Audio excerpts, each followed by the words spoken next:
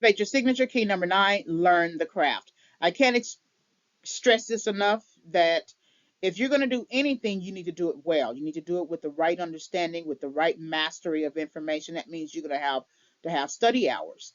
If you go to YouTube, right, and you'll see people who clock in 9 hours of studying a particular concept, right? They may be wanting to become a doctor or a teacher or anything like that. And so you'll see that they are building the capacity for study. They are building the capacity to respect learning and respect knowledge and respect understanding, right? That they're not just sort of cheating the process. Okay, once I take a test, I would try to guess the answers and then hopefully I can pass, right? You wouldn't want a person who had a C average as a doctor. You just wouldn't. That's not to say that a doctor wouldn't have C's in some classes, could be electives, but in their main specialty, you don't want that doctor to have a C. You don't want a teacher to have a whole bunch of F's. You don't want a person who is trying to guide you to have a lot of failures that the person did not resolve. People can still have failures. People can still struggle. People can still miss the mark.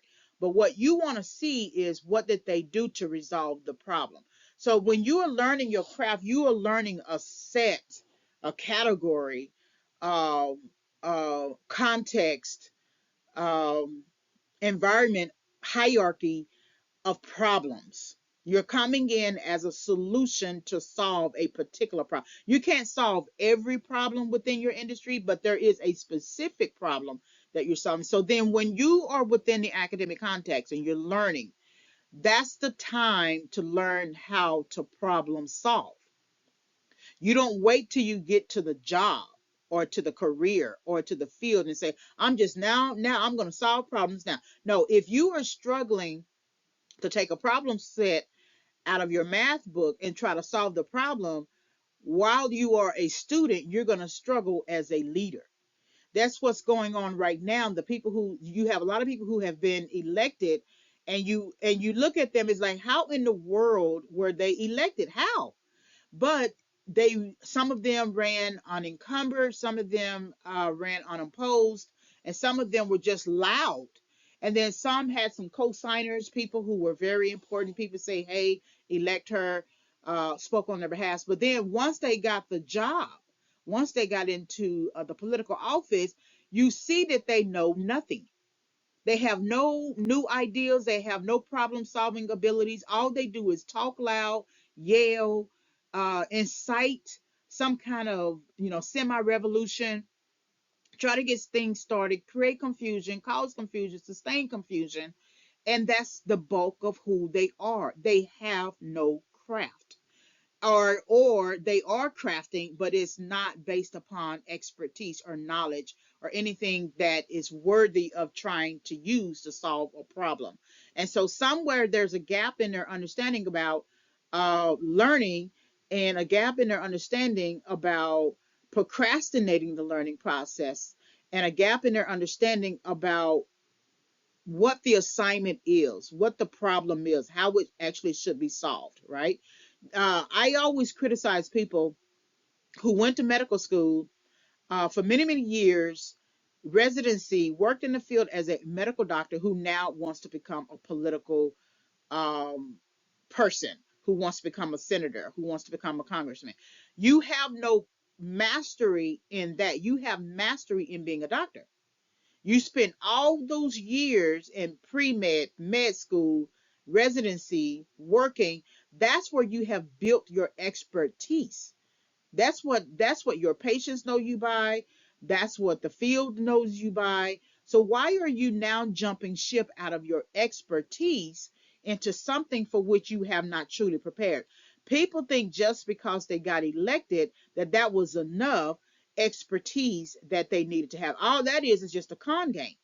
It's just a classic uh, confidence game. I'm going to give you an indication that I look like I know what I'm talking about. Go ahead and elect me, and once I get in, I'm going to do all these different things. But then once they get in, they have no understanding. They don't know anything.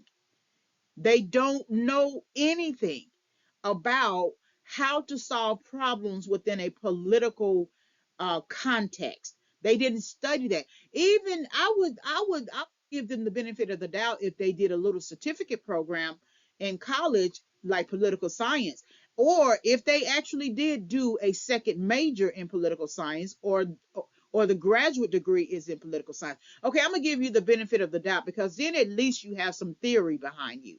Maybe not practical, but you definitely have some theory, and you have a guiding force.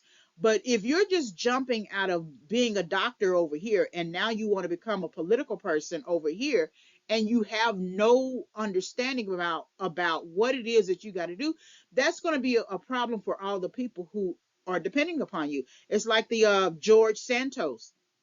He lied. He lied about everything on his resume. He lied. It is the absolute best example of faking it till you make it. He made it. Now he gets a paycheck.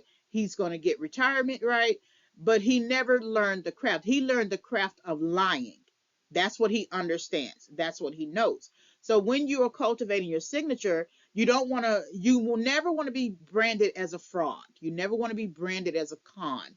You never want to be branded as a person who knows nothing. You never want to be branded as a person who mimics. That all you are is just a mimic. That's all you do. That you are just a copy and paste of something else that you copied and pasted, right? So cultivate your signature. Key number 9, learn the craft.